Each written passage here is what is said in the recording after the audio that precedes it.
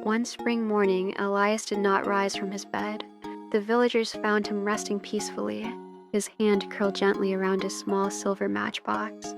And though his house was old and worn, every room was filled with tiny flickering lights, lanterns glowing softly as if saying goodbye. Maeve, now a little older, stood at his doorstep in silence. The village mourned. They spoke kindly of Elias, laid candles in front of his home, and left notes of thanks.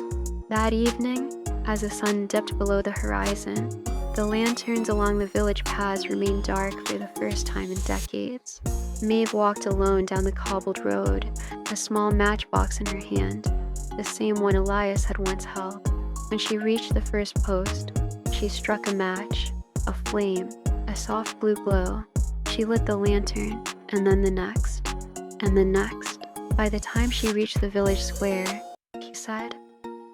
So Maeve sat with him on the snowy stone steps and told him about her mother's lullabies, the way she braided her hair, and how she always smelled like cinnamon. Elias didn't speak, just listened, his eyes shining with quiet warmth. When Maeve finished, Elias lit the candle from his lantern. The flame flickered, then turned blue. "She'll never be forgotten," he whispered, and placed the candle inside a small lantern, which joined the others lining the road. From that night on, Maeve came to walk with Elias. At first, she just followed him in silence, and she began to ask questions about the stars, about the wind, and about the people he remembered.